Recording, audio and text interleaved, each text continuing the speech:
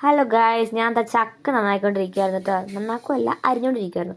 അപ്പം ഞാൻ വന്നപ്പോൾ വീഡിയോ എടുക്കുന്നത് കഴിഞ്ഞ ദിവസം അച്ഛനമ്മ വന്നിട്ടുണ്ടായി. അപ്പോൾ അവർ കൊണ്ടു തന്നിട്ടോ. എപ്പോഴും അമ്മ എനിക്കിങ്ങനെ വൃത്തിയാക്കി എനിക്ക് പകുതി പണി എളുപ്പമുണ്ട് കേട്ടോ. അപ്പോൾ ഞാൻ അരിഞ്ഞ് പകുതി ആയിട്ടോ. അപ്പോൾ ബാക്കിയും കൂടെ അരിഞ്ഞ് ഒന്ന് എടുക്കാം കേട്ടോ. വൈകുന്നേരത്തേക്ക് നമുക്ക് ചക്കപ്പുഴുക്ക് ഉണ്ടാക്കാൻ വിചാരിച്ചു. ചിക്കൻ കറി ഇരിപ്പുണ്ട്. അപ്പോൾ പിന്നെ പണി എളുപ്പമാവുമല്ലോ. ഞാനിവിടെ തേങ്ങ ചിരവാണ് കേട്ടോ, അരപ്പ് തയ്യാറാക്കാനായിട്ട്.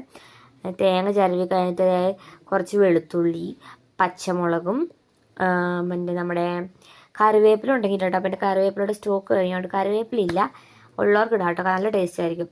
പിന്നെ അതിൻ്റെ അകത്തേക്ക് നമ്മുടെ ജീരകവും മഞ്ഞൾപ്പൊടി ഇത്രയും കൂടി ചേർത്ത് ആദ്യം നമുക്കൊന്ന് അരച്ചെടുക്കാം.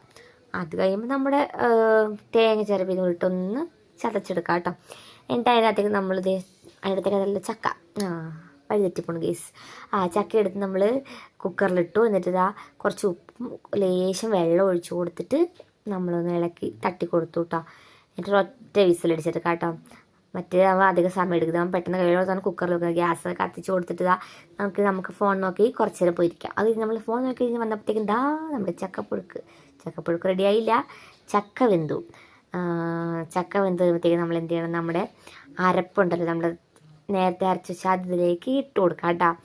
അത് ഇട്ട് കൊടുത്തിട്ട് നല്ലതുപോലെ കുത്തി ഇളക്കി കുഴച്ചങ്ങെടുക്കാം. ആഹാ, നല്ല മണം വരും കേട്ടോ. കറിവേപ്പില ഉണ്ടായിരുന്നെങ്കിൽ ഇത്തിരി കൂടി ടേസ്റ്റ് ആയിരുന്നു കേട്ടോ. എന്നിട്ട് നമുക്ക് ചിക്കൻ കറിയും കൂടെ കൂട്ടി ഒരു പിടി അങ്ങോട്ട് പിടിക്കാം.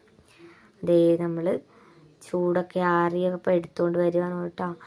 എന്നിട്ട് ചിക്കനും അതിൻ്റെ ചാറൊക്കെ ഒഴിച്ച് നല്ലതുപോലെ നമുക്കൊന്ന് കഴിച്ച് നോക്കട്ടോ. ചക്ക സീസണൊക്കെ എല്ലായിടത്തും കഴിഞ്ഞു എന്ന് തോന്നുന്നു ഓൾമോസ്റ്റ്.